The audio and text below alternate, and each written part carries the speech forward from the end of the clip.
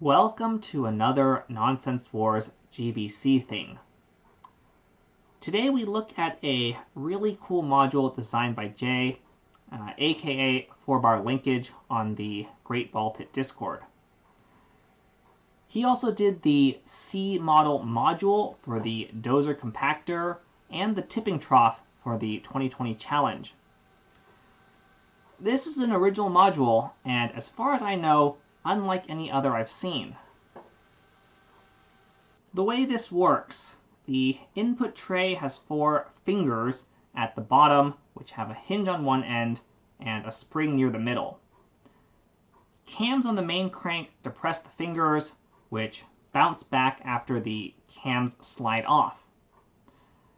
This action kicks the balls in the input toward the sloped ceiling, and some balls hit at just the right angle such that they deflect onto the output ramp.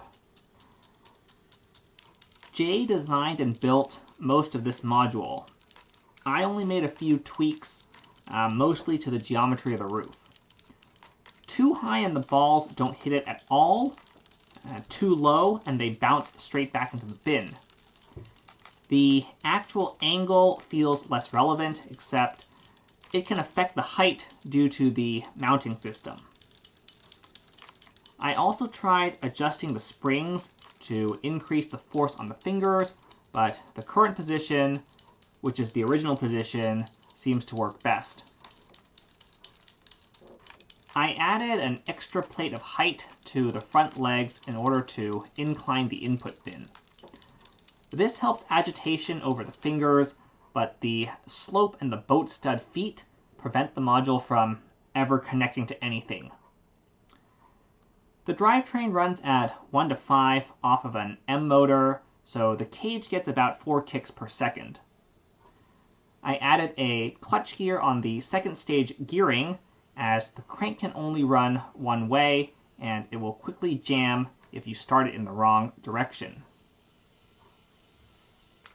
The fingers eject a ball roughly every 4 kicks, so the actual throughput gets close to the 1 ball per second spec speed.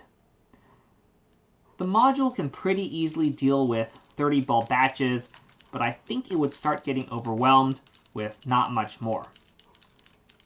It just doesn't have the right feedback characteristics.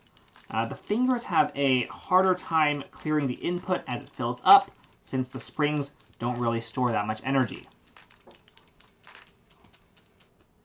One fiddly aspect of the build is the spacing of the longitudinal beams.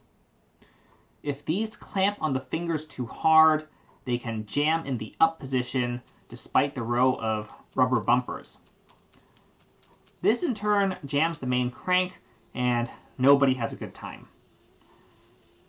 The module has some plates between the frames to help with the spacing, but these have limited effect, being not that close to the fingers themselves. I really like this module for its stochastic nature and its use of 2 fairly useless parts, the old spring and the rubber link. The overall design is also fairly elegant, if not necessarily pretty, and the mechanism also makes an interesting sound. It will probably leave some heavy wear on some parts, but on that note, this is the end of the video, so have a nice day.